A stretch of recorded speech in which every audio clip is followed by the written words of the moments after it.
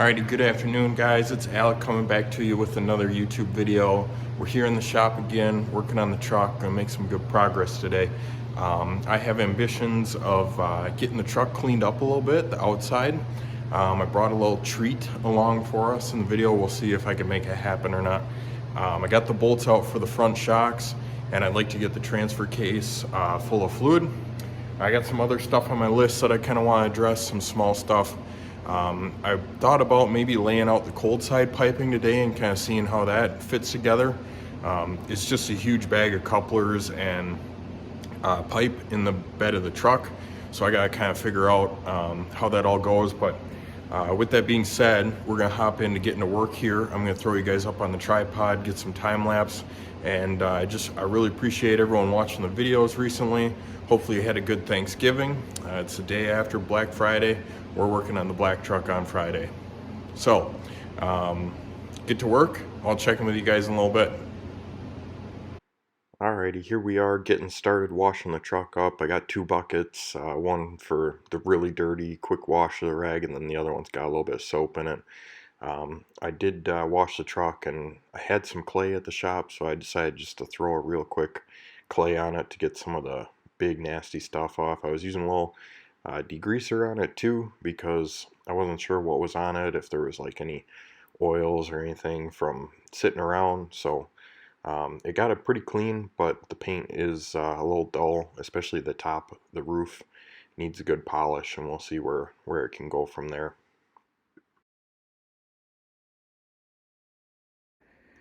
Alrighty guys, well, we got the truck all cleaned up, did a little bath on it in the garage without a hose. So definitely not the best thing to do if you really care about your paint and don't want it scratched, but it works for this, and the paint on this is not in super great shape currently. I think it's going to be able to get buffed out to make it look pretty good, but right now it's pretty much 20-year-old paint. I mean, you can see we got a reflection in it, so that looks nice. Does have a little bit of a shine to it. That's the one nice thing about black, is pretty hard to not get shine out of it. The numbers here are kind of faded into the paint, almost like an etch. So hopefully that comes out with some buffing. But either way, I guess it adds a little patina to it if it doesn't. Bed came out pretty good. So you can tell this bed came off something at auction or a junkyard, because they wrote a number on it. And then the cab came out of an auction for sure, but went to a junkyard because they also wrote a number on it. And you might ask, well, how do you know it came from an auction? We got an auction sticker up here, which if any of my viewers maybe could find the original auction for this, I can't find it. The VIN number to the truck is right here, and I have tried to find the Copart or salvage bid or whatever auction it was. Kind of thinking it might have been more private than that, and it didn't go to a big auction house like that. I have the last four, which is 1379E for the auction number. I don't know what the beginning of it was or how long it was, so unfortunately I haven't been able to find anything, but maybe some of my viewers can track it down for me. This side looks pretty good. I mean, pretty good. It's got some huge scratches in it. The door's got a couple dingers right here, one down there, one down there, one down there. And unfortunately, one thing I didn't notice is the cab has a pretty big gouge in the side of it. I've never seen that before, probably because it's been dirty. But the numbers on this side, you can just faintly see them, and then you can see the numbers on the side of the bed right here. So overall, it's black, it's kind of shiny.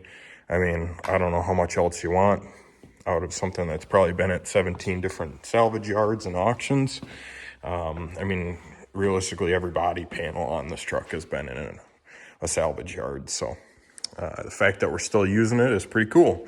But the truck's clean now, kind of gets my headspace clear, not working on something that I'm getting all, fingerprinty and all that stuff every time I brush up against it. So pretty happy with it. You can see we got, I kind of did a 2-bucket method. This was like my first rinse bucket, and it's pretty dark.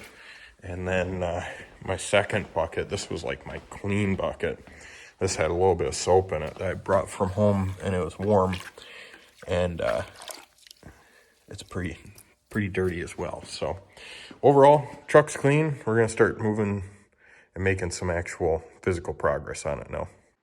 So the next thing I wanted to do was throw the battery in the truck. I wanted to kind of reassess if we were having electrical problems like we were a couple weeks ago. So I cleaned up the battery and made sure that all the terminals were really clean. Little foreshadowing, but the positive battery cable was super corroded and had almost no contact point. So I got that red protective cover taken off and got it all cleaned up, and threw the battery in the truck, and we had a little bit better results this time than we did last time.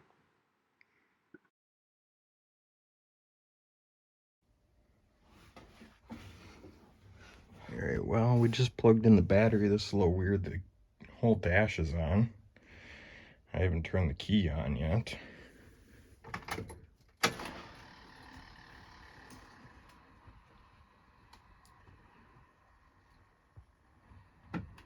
Looks like things are coming alive, which is what it did originally the last time I turned the key on. Got some things moving around in here.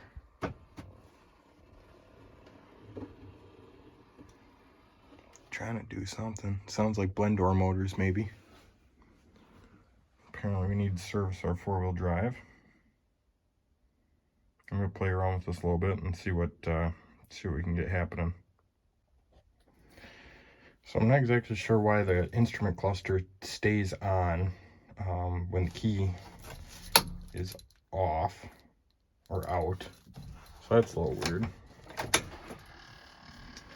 I think the instrument, the clock spring is smoked, because I do stuff on the dash, on the steering wheel, and nothing on the dash responds. Which, that seems to work.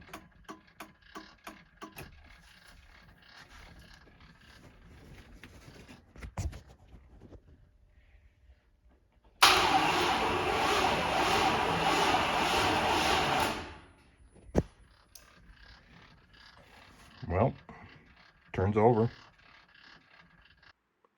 Here I am pulling the wheels off the truck to get the shocks installed.